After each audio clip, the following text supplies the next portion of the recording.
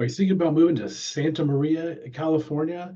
Well, today we're going to dive into my computer. I'm going to go over some of the negative things about Santa Maria, California. So here we go. I have 10 items we're going to go through. We're going to flip through some slides and make sure that you hang around to the very end because there's a lot of good tidbits in here. Okay, so these items are not necessarily in any particular order, but the first one that I have is a limited nightlife scene in Santa Maria. If you're used to being in the big city and like the big clubs and dance clubs and loud music and all that, we just don't have a lot of options in Santa Maria. We have smaller bars, smaller nightclubs. So if that's really something that you're after, that may have a tendency to have people shy away from moving to Santa Maria, especially the younger crowds that are really into dancing and raves and all kinds of fun stuff. Okay, so number two on my list is the risk of wildfires. So Santa Maria is the northernmost town of Santa Barbara County. And while the city itself is kind of away from the forest and in between the national forest and the beach is the city of Santa Maria. But out to the east, where we start getting into the foothills, that's where we're going to have some high fire hazards for wildfires. And sadly, in California, this can affect who's buying and who's selling in these areas because a lot of insurance companies have recently moved out of California because of the wildfires and problems that we've been having over the past few years. So make sure you do your homework before you buy a home. Make sure you get that natural hazard disclosure and make sure you're not in a high fire hazard zone because your insurance might be through the roof or you might not be able to insure your property at all. So yes, that's a bit of a downfall for the wildfires. Again, I don't think that it's going to get into the city of Santa Maria, but all of the outskirts. Is foggy conditions in Santa Maria. Some people don't like the fog. We don't get that valley Tule fog.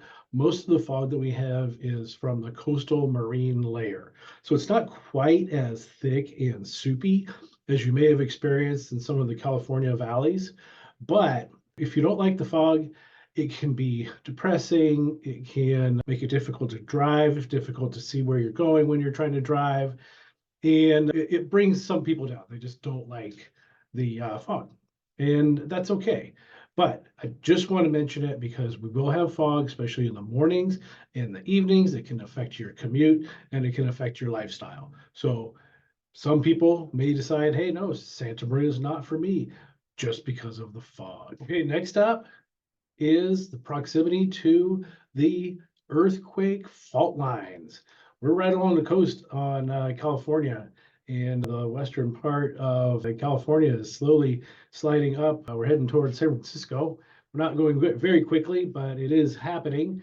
And there are a lot of fault lines down here in northern Santa Barbara County. So I've been here for 22 years, and I've only experienced one earthquake. And that was actually based up in Atascadero, and I was here in Santa Maria. And that's still, it was around Christmas time. It shook ornaments off the tree, gave us a good shake, rattled the windows and everything. No major damage in Santa Maria, but we did have some damage up there in Atascadero and Paso Robles. So it's a California thing. A lot of us that are born and raised here have just learned to deal with it and just put earthquakes out of our mind. When they hit, they hit. There's nothing you could do about it. By the time you figure out what you're going to do when an earthquake hits, it's usually over. So these lines behind me, this is a map of the fault lines, and there are a lot of faults here in California.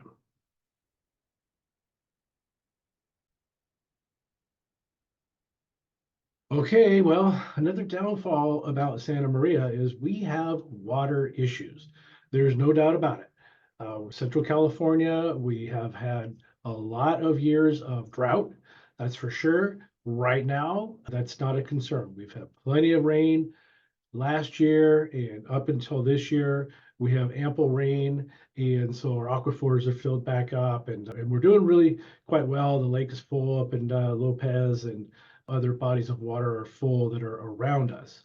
However, that water situation can be dire, that there's droughts, and then there's also agriculture runoff. That's what this photo is showing here. So yes, there's fertilizer in the agriculture and out in the fields, and then when the rain comes and what other events that wash that river out or the water out to the rivers and start moving it around, that can be a problem with the water as well. So we do have our own challenges with water. I hope that doesn't scare you away from buying houses. Traffic. It's getting worse. Even when you're driving around town over the past decade or so, Santa Maria is getting more and more congested as you navigate through the streets of Santa Maria. So you're going to be sitting at a lot of stoplights. The stoplights tend to be pretty long as well. So be patient, time out your trips, hang in there. You're going to get there, but there will be some delays. We are also starting to feel commute delays like you see here. People in the morning going from here, Santa Maria, up to San Luis Obispo or the five cities. There are a lot of people that make that commute because the prices are cheaper for housing in Santa Maria. And then on the way home, that 5 o'clock, 4:30 in the afternoon, it's the same situation. All of those drivers are trying to get back down to Santa Maria, and we end up with traffic jams like this. It's not horrible. It's not stop and go like it is in LA and going through Santa Barbara, but it is, it's slowing down, and it's probably not going to get a whole lot better because of one of my next slides. There's just not a lot of infrastructure growth or plans for infrastructure to grow to handle all these people and commuters. Lastly, with traffic is on big weekends, especially, the holidays in the winter will get a lot of traffic, but during the summertime, on the weekends, we get a lot of traffic. You just go and want to pay attention to it. It's part of California, but we have people moving from the Central Coast here, going up to the Bay or down to LA, and everyone else in between going up and down. The 101 is really a main thoroughfare. It goes from San Francisco to Los Angeles, goes all the way up the coast. So traffic is becoming an issue that also kind of goes hand in hand with the lack of public transportation. Next up is development constraints. Again, next up is development constraints. So Santa Maria is, it's a flat, it's out in the valley. We have to the east of us, we have vineyards and fields of strawberries and other produce that goes all the way into the town of Santa Maria and out west toward the beaches. So there is land here where we could grow and expand, but there are a lot of limitations because of the agriculture and what people are doing here for work.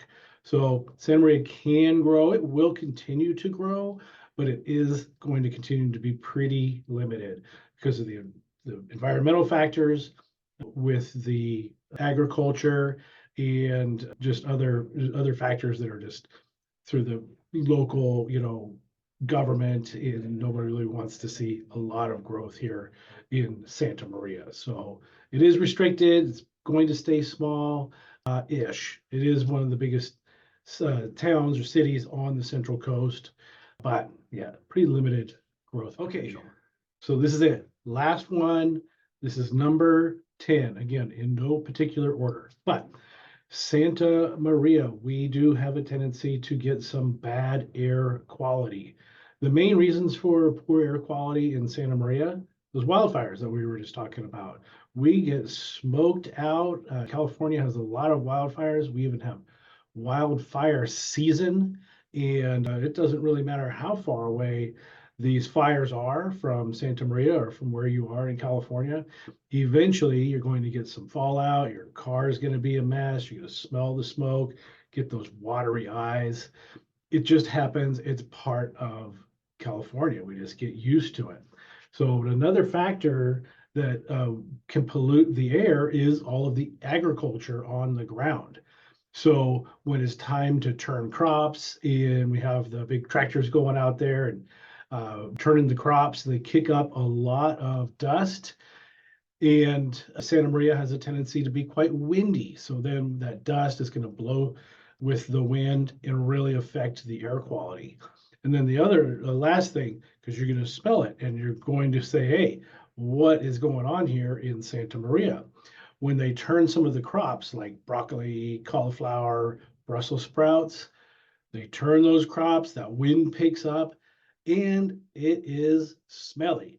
It makes the whole town of Santa Maria stink. It goes away, it will blow away, but it's going to continue to happen. It's going to be back every single year. So just a heads up. You're going to have some air quality issues. You're going to have some offensive smells, and you're going to see a lot of dust particles. So you may be sneezing and having allergies, etc. But so that's it. Those are my 10 items, my 10 cons for moving to Santa Maria. Make sure, again, you subscribe to the channel so you'll be the first to know when I post more videos about Santa Maria and all the other towns here on the Central Coast.